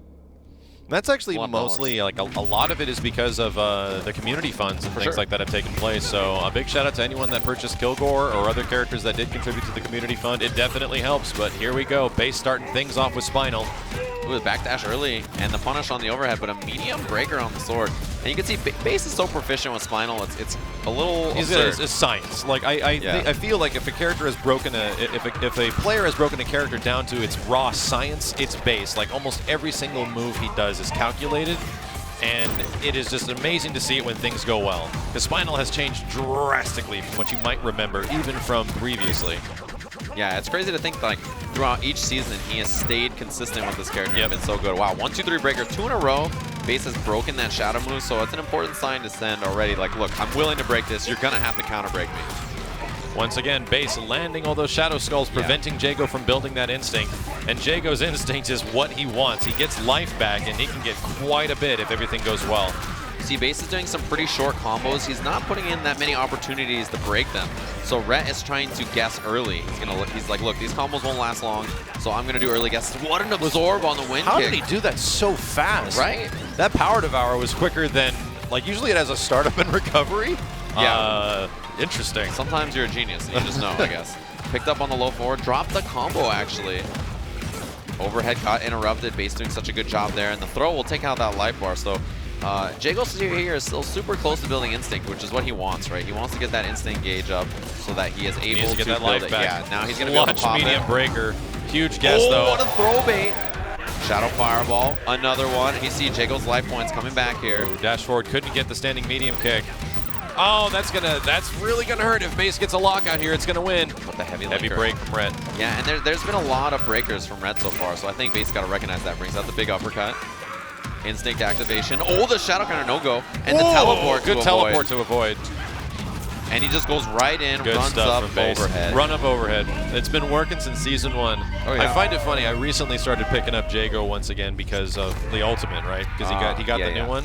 I'm like, man, Jago's the most fun Shoto-esque character ever. He could do so, like, I could cancel my fireballs, I can charge them up, I can build my life back. Like, he is ridiculously fun for a character, and he's the base, you know? Yeah. He's the middle, not the base isn't the base, but the base character. Yeah, he is for sure like the kind of starter pack, welcome to KI character, but he's so fun, right? And he's so good. Yeah. That's the best part, right? He's a great character to pick up if you're new, but also he's just a really solid all-around character too. He can charge up his fireballs, and they become massive, and they're really good on block. These are big changes that you might not have been as familiar with from the last Killer Instinct Cup, if that was the last time you were watching, because Season 3 did bring some pretty big changes you might have seen in the early patch notes from last year. A lot of these characters play a lot different from the previous year's KI Cup. Activation, and then you see the patience from Rhett. He didn't go right for uppercut or something crazy, as Base had already committed to a back teleport. Blows out the combo, but he's landing so many overheads. His pressure is so powerful, Chip. Yeah, that is guaranteed right there, as you know. Rhett once again unable to convert his first life bar's instinct into any life back, which is really rough for Jago. That's like how he conducts himself. Right, and that's what makes Spinal so powerful, his ability to drain resources. No punish, actually, right there. He tried to punish the dive kick, but this season it's better. Lands a little quicker, it's a little better on block, too. It can be super demotivational when you're fighting against Spinal. Yep, right into Ultra. It can be really demotivational fighting against a Spinal because all the setups lead into more setups. Yes. They don't do a ton of damage, but it feels like you never get to play, and you have to find ways to get out of it. Right. And since there's not a lot of Spinals anymore, I wonder if most people just haven't figured it out yet. Yeah, it's really tough. And you know, the scariest thing about Base is that, like, it's not just that he has setups and he is good and all that kind of stuff. He's He also is in your neutral. head at the same time, and he has neutral, and it's like you don't only have to worry about setups now. There's so many levels to Killer Instinct, which is why some people can be kind of intimidated at a competitive level, because you don't have to consider the matchup, you have to consider all the other stuff that goes along with the matchup. Yeah, there's so much to think about, so much to plan for, and that's what makes it fun, you know. Wow, he got him, and this is a lockout, so he'll be able to build this up to a level 3. Damage ender, 43% for Base. And you can see the run cancel pressure. You have to spend a skull to do that, so he's using those resources. Pick up out of the air. Rhett just trying to establish a little bit of positioning, landing a forward roundhouse, and goes for just a raw, heavy break. Base not afraid to break that, though. Man, this is looking so good for Base. He's very comfortable in this matchup. You can just tell that his spacing in the neutral is really good. And, you know, his grounded normals are fantastic. Yes. They're just so good. But Base is really just on point. He knows exactly where he needs to stand. It's his character to beat Jago's normals. All right, no breaker on the medium doubles. On the counter breaker right away. Seems like Base is just a couple seconds ahead right now in the mind games. Yeah, and, you know, he's winning in the ground game and everything too. Okay, this is held back. Overhead reset. Overhead reset. This is going to get quite a bit of life back. Ooh, dropped the sweep in the end, but he ran right into it. So this is going to be a little bit of extra life for Rhett here. Can actually build even more instinct during it. Yeah, because as you can see, Rhett got quite a bit of his health back. 35%. He needs to do that in both life bars, though, to be really successful with Jago. And Spinal is the character that can stop you from doing it. Ooh, reset. And this might be it. He's got the Shadow Cash Out. Yep, Yes, that does it. Base takes it pretty convincing 3-0 against Rhett. And that's a matchup you haven't seen in a while, just Spinal versus Jago. Classic match. This is a very classic KI match. Yeah, for sure. It's a good one. I mean, that's a matchup that's always fun to watch. There's a lot of neutral in that match. A lot of it is like walking back and forth. And I think the thing I like the most about Base is that he really knows how to utilize all the strengths of his characters. Like even the new stuff like Spinal's dive kick, like he's so good about spacing it out super far away to make it good on block. And also just like using it to whiff and move forward inch by inch by inch on the ground. Yeah, just use it as a mobility tool and not just as much as an offensive like jumping attack. Yeah. And yeah, like we said, Spinal's one of those characters that has changed so much from the first season because he not only stole your resources, it gave them to him, and then it was like, okay, that's a little too good. That's a little too much. That's a little too much. And then they toned it down, and then he's eventually to the point where he is now, where he prevents you from building stuff. Yes. And he also has his skulls bouncing off the walls and everything like that. Right. So yeah, while he's in instinct, the skulls will bounce up and down. So if he shoots like the up skull, right, which goes up in the air, it'll bounce. Reflects and keeps up and going down, until you hit him. And then the skulls will also bounce horizontally depending on which one you shoot. So it's really good. And the nice thing is he can devour it and reabsorb the skull and then shoot it back at you. Because it's funny, Spinal originally... There's a lot of recycling in Killer Instinct. They're very green. There's a lot of that stuff, like use your resources, but make sure the resources get put into something else to lead into something else. And that's a big part of KI, and that's kind of built naturally into the characters, which is why the characters in this game are really... You don't feel like you're like, okay, there's cool stuff here, but I'm going to have to work on this for like a week to make it really it's sick. like every single character, they were like thinking, they're like, that would be really fun. Could you imagine if a fighting game character could? That's like every conversation in the dev room. They're like, it's like, man, I kind of remember those conversations like even early on in like season 1 where it's like, would that be too good? That would be way too good. And then later on as Killer Instinct goes, would that be way too good? Nah, just do it anyway. Let's do it. Let's do it anyway. Like a lot of games, there's like a no fun zone. Yes. It's like, look, your character has these moves. They work in this way. That's the way we want you to play. But Killer Instinct's like, look, we're going to give you 100 cool moves, and you use them all however you want. Sometimes things get a little crazy, and you get, like, launch idle. Yeah. And things get a little nuts, and then they have to get toned down. But for the most part, the amount of tools and a unique character has, or every unique character has in Killer Instinct is ridiculous. Like, and you it's have fun. so much, and that's what makes them fun. Yeah. That's what makes every character in KI really fun. If you take away tools and stuff like that, then you lose that fun, right? Yeah. And that's what you want. You want a game full of fun, kind of crazy stuff. And if you think about a game where you're just like playing like, you know, and you're like, well, I have 5 moves, and 2 of them are good, so I'm going to use 2 moves. In Killer Instinct, if you have hate that? 100 moves and 98 of them are good, then you're like, well, I got 98 cool Don't moves you hate to that? use. I got 5 moves. Okay, 2 of them are really good. Yeah, so, but then one of them, use 3. one of them is bad in this matchup, so I have 1 tool. Yeah. Yeah, so it's like, all right, well, now that I'm was stuck. I do remember very early on in this game's development was that for every normal you have and every special, they were like, well, let's give you a reason to use it, and let's try to make everything actually good in some way. Not amazing, but give them good stuff and then reasons to use the other stuff, which is really smart. I mean, you got to find a reason, right? There's got to be a reason to use a lot of these really cool moves that a lot of these characters And even have. if the reason is just to look cool, that's a good enough reason, because styling and doing unique things in a fighting game is about it all boils down to your character representation. And that's how you express yourself. That's how you express right? yourself. Yeah, in that's how fighting you games. express yourself. Like, you know, you don't always have to go for these crazy fancy combos, but sometimes you're just like, let's try it. Let's just see how this makes him feel. You know. So we just had Ultra Arcade's base up in an international match, and we're gonna have another one for you guys in a second here. Ultra Arcade, Mr. Gunner Magic, who qualified in the last chance qualifiers yesterday. You see him playing Tusk, a character that he's been enjoying a lot this season. Tusk is so much fun, man. Yeah, and he's very fun. Just to boot, he has an ultimate now, and it is awesome. Like, it is probably my favorite one in the whole game. Yeah, and he's kind of straightforward. He's on the nose, right, Tusk? He's really not super overly complicated, but he does have a lot of fun tools. And in the meantime, his opponent all the way from Japan, Osamats, on this Omen is a very, very dangerous character. Omen's been one of those characters on the rise in Season 3. There's been quite a few Omens that have been making appearances. Well, he was somewhat of a joke character back in Season 2. Yeah, he kind of came out and everybody was like, what is this weird shadow fella? Weird shadow fella. What's he on about? Why What's is his name deal? Harold? Yeah. Who's Harold? Who's Harold? And what has he done? but he actually has some really interesting stuff. So his fireballs, they come out in random patterns. Wow, good stuff. The deflect, yeah, so that's one of the big things that you have to watch out for Tusk. He has that white flash on his normals, and if you get hit during those, you will be deflected and you'll eat a big combo. Tusk, one of the characters in terms of, one of the bigger things you have to do in this game in terms of punishing is using a heavy button into a shadow move, which is completely unbreakable at the start of a combo, and it is kind of a natural like 15 to 20%. Tusk does so much from his opening heavy punch into shadow swords that it leads to ridiculous damage. We just saw Gutter Magic do that, and that is going to be one of the most pivotal punishes in the game. Activation, and this is where Tusk gets so dangerous. You got to be careful, but Shadow Form out. Immediate breaker. Osamats bringing this back, was down by quite a bit. Just has to establish the spacing. It can be pretty hard for Tusk to get past all the fireballs, but it's got to be a good fireball because Osamats, using Omen, has random fireballs that can go in different directions. Stuffed. Okay, this is a big chance now for Omen. Oh. Medium break. Clutch from Gutter Magic. Oh, comes down with the Skull Splitter. Just need a little bit more damage. He's going to have to make a guess here. Does he break? No commitment. Oh, the he medium reacted doubles. to the mediums. And he comes down with the Shadow, caught him out of the air, clipped the wings. Oh, that was a good read.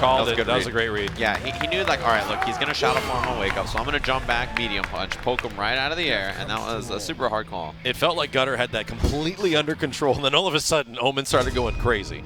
Yeah, he's a very powerful character. He has great neutral buttons, really good fireballs and zoning and stuff, too, so it's a character you got to be scared of. Oh, now he's just going for the air dash pressure here. And Gutter swats him out of the air. Like a big ghostly fly. Yeah, and that crouching fierce is amazing from Tusk. Huge button. Oh! Wow! What a counter breaker. That was a huge risk from Osamats. Like, you do not get a lot of damage from Tusk off the heavy button in the air. Yeah. And he just counter broke it, and he was right, and comes out of the air with the Skull Splitter. A huge lead again for Gutter Magic. Oh, down fierce, just big swat. Look at the damage it did on Omen's life bar. Look at that life bar. I think down fierce is like a raw 15%. It's very good. It's a nice chunk for sure. You don't want to eat all that damage. Pressure now, and Gutter Magic was stuck. He couldn't shadow counter because his meter was locked out. That's what Omen's fireballs do while he's in Instinct. Shadow uppercut. Oh my God! Again! I cannot believe he did it. It might be muscle memory or something like that because this is ridiculous damage right now. Oh, and the chase down on the Shadow Form, the throw big Gutter Magic. Hello, darkness, my old friend. It's looking rough, and the smile on Gutter's face. Oh, he made about 5 good reads there in a row at the end. There's some very risky breaks from Oso. Well, on those heavy uppercuts. It's kind of similar. Once again, Gutter is picking a character that can DP and then launch you back down to the ground, but counter break at the end to try to make you feel like you need to do something, even though you probably should just not press anything. You should just hang out. You should just hang out. Just take that 2%. And, you know, his face after the second counter breaker was like, come on, guy. You did not do that again. You get counter broke a second time, and it's like, just end me, dude. Yeah, because that is a straight 50-50, whether you're going to break or not.